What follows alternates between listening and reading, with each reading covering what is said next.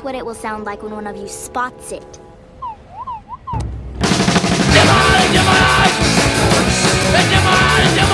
Based on the novel by Josh Malerman, Bird Box is about a supernatural force that causes people to kill themselves. I mentioned that it's based on a novel because the book came out before the movie The Happening. What? No! Which also features an epidemic of mass suicide caused by a malicious entity. Bird Box is not a ripoff of The Happening.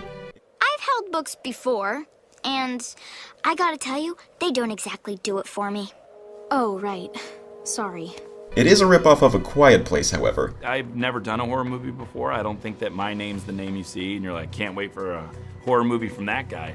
Not the book. The book came out before the movie as well, of course, but the movie is basically just A Quiet Place, only instead of not being able to make noise, the characters survive by not using their sense of sight, wearing blindfolds, making trails of string to follow by touch, and generally finding a lot of creative ways to survive an apocalypse and the aftermath in a state of self-imposed blindness.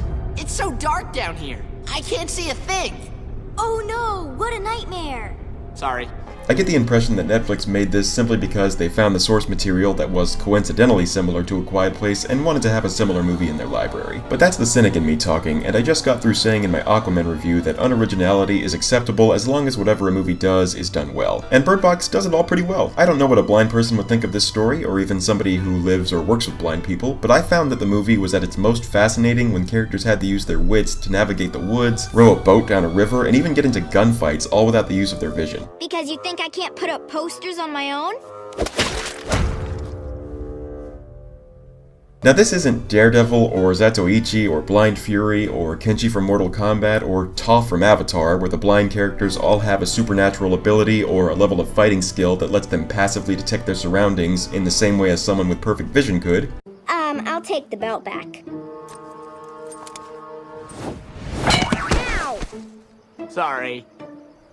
These are average people with perfect vision and a handful of realistic skills who walk around in blindfolds anytime they go outside. These scenes are when the movie's at its strongest and most compelling. When they're inside, the characters are safe from the threat and they can use their eyes normally. It's during these stretches that the movie relies instead on the strength of its characters, actors, and dialogue. Sandra Bullock plays Mallory, a pregnant woman unprepared to accept the responsibilities she will soon have as mother. She's keeping the baby but doesn't like acknowledging that she's pregnant and refuses to consider any names for the baby. I've never seen an apocalypse survival movie with a pregnant woman as the protagonist, but it's a good way to make you extra concerned for what happens to her while also forcing her to be even more careful than usual in everything she does and challenging her more than the other characters.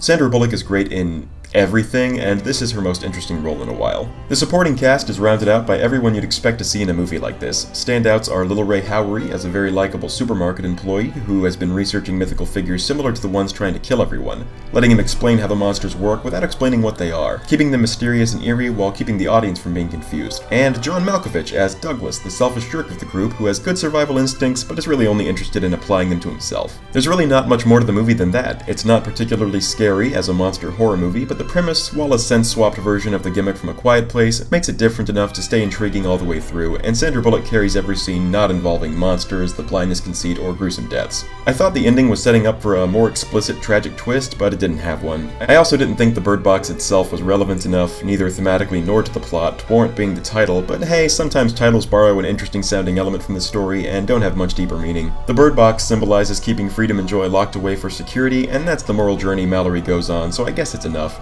It's on Netflix, so put it on while your laundry is drying if you have a Netflix subscription. Or better yet, make it the subject of your next movie night if your friends or family haven't seen it yet. Thanks for listening. It looks just like him to me. Thank you. I worked really... Why do you feel the need to do that?